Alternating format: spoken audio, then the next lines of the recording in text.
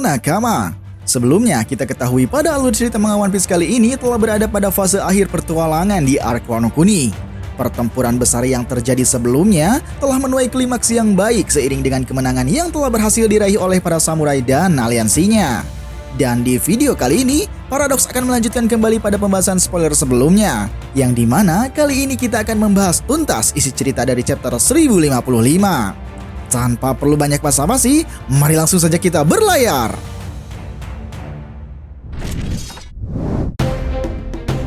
Pada chapter 1055 kali ini berjudul Era Baru. Scene dimulai di ibu kota bunga, para penduduk beserta aliansi bajak laut nampaknya masih dalam menikmati suasana pesta yang sedang mereka rayakan. Sementara di tempat lain, pertarungan sengit pun masih berlanjut antara Momonosuke menghadapi sang Admiral Ryokyugyu. Di sana dengan wujud naganya, entah apa maksud dari Momonosuke, dia malah melarang Yamato untuk tidak ikut bertarung melawan sang Admiral Ryokyugyu. Mendengar hal itu, tentu membuat Yamato merasa terkejut dan lantas menanyakan apa alasan dibalik tujuan dari Momo yang tidak masuk akal itu. Akan tetapi sebelum Momo menjawab pertanyaan itu, secara tiba-tiba dengan kekuatan buah iblisnya, Admiral Ryokyugyu datang menyerang dan melilitkan akar ke tubuh Momonosuke. Di sisi lain, Raizo yang tak ingin tinggal diam melihat hal itu, dia pun langsung membantu Momonosuke dengan cara melancarkan satu teknik api ke arah Admiral Ryokyugyu. Meski serangannya ini tak mempan pada Ryokyugyu, namun setidaknya mampu membebaskan Momo dari cengkraman akarnya. Kemudian dengan sombongnya Ryokyugyu mengatakan bahwa yang sedang mereka hadapi adalah sang Laksamana Laut pemilik kekuatan hutan yang kebal terhadap serangan api. Seakan perkataannya bukanlah bualan semata, dengan cepat Admiral Ryokyugyu langsung mengarahkan akar hutannya ke arah perut Raizo. Di mana serangan ini pun mampu membuat Raizo seketika terdorong dan mengeluarkan banyak darah dari dalam mulutnya. Merasa tak terima melihat temannya terluka, meski mengetahui akar milik Ryokyugyu akan terus bertumbuh, para Akazaya pun dengan gigihnya tetap menyerang sambil berniat mencari kelemahan Admiral Ryokyugyu. Namun sayang, alih-alih dapat membantu Raizo, mereka malah terdesak dengan kondisi yang terikat oleh akar-akar milik Admiral Ryokyugyu. Pada saat itu, Shin langsung berpindah ke tempat ruangan rahasia Kozuki Sukiyaki yang ternyata berada pada di bagian bawah tanah istana. Terlihat di sana Kozuki Sukiyaki, Lau dan Nico Robin yang sedang menuruni anak tangga tengah berbincang-bincang membicarakan tempat rahasia Red Poneglyph tersebut. Kozuki Sukiyaki mengatakan bahwa Kaido dan Orochi masih tetap menemukan poneglyphnya meski dia tidak pernah memberitahu mereka tentang jalan rahasia ini. Hal itu rupanya dikarenakan salah satu All-Star yaitu Jack manusia ikan mampu menemukan ruang rahasia tersebut. Mendengar pernyataan itu, tentunya membuat Lau dan Robin merasa keheranan dan lantas menanyakan pada Kozuki Sukiyaki. Seolah ingin menunjukkan sesuatu di balik tempat rahasia itu, Kozuki Sukiyaki pun menjawab bahwa mereka akan mengetahui setelah nanti melihatnya. Beberapa saat setelah percakapannya itu, Robin dan Lau dibuat terkejut ketika melihat cahaya yang ditimbulkan dari sebuah kota di bawah air. Pada saat itu juga, Kozuki Sukiyaki langsung memberitahu bahwa kota yang sedang mereka lihat adalah negeri Wano sekitar 800 tahun yang lalu. Dengan kejutan yang tak ada habisnya, Robin yang merasa heran lantas menanyakan tentang mengapa kotanya masih tetap utuh padahal berada di bawah air laut. Mendengar hal itu, Kozuki Sukiyaki lalu memberitahu bahwa sejauh yang diketahuinya, kota Wano dulu terletak di bawah kaki gunung Fuji dengan luas yang jauh lebih besar dibandingkan sekarang. Namun kala itu, dengan didirikannya dinding-dinding penutup negeri Wano, membuat air hujan terus tertampung dan tak bisa mengalir keluar. Yang mana hal itu pun membuat seluruh negeri Wano tenggelam hingga ditinggalkan oleh penghuninya. Dan saat itu pula penduduk yang awalnya tinggal di sana, kemudian mendirikan sebuah pemukiman yang saat ini kita semua kenal sebagai negeri Wano.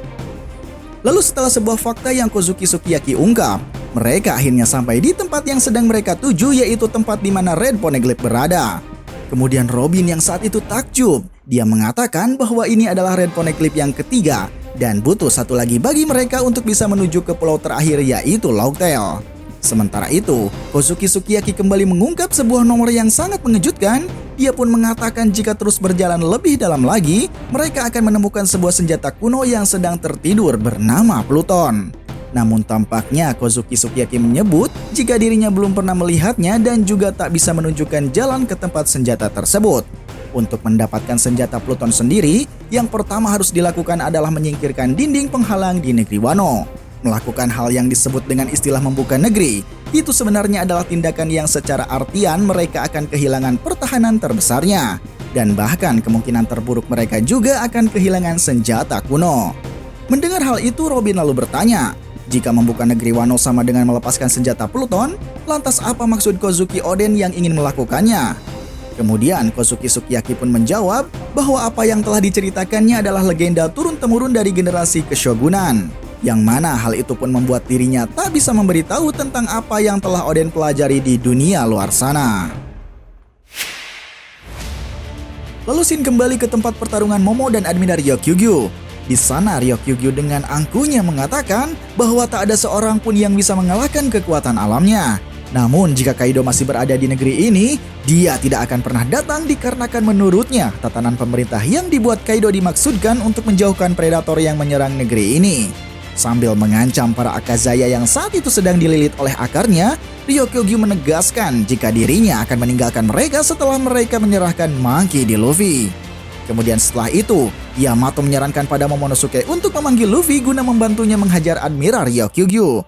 Mendengar saran dari Yamato tersebut, dengan marah Momo mengatakan bahwa siapapun termasuk Yamato tak boleh sedikitpun membantu pertarungannya. Dan ternyata maksud Momo yang dari tadi melarang Yamato adalah dikarenakan dirinya tak mau terus bergantung pada siapapun. Mengingat saat ini dia adalah seorang shogun yang harus mandiri melawan berbagai ancaman di negerinya.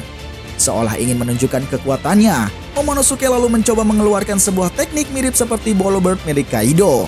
Namun sayang, rupanya Momonosuke terlihat masih belum bisa menggunakan tekniknya dan hanya mengeluarkan angin dari mulut yang tak berpengaruh apapun pada Admiral Ryokyugyu.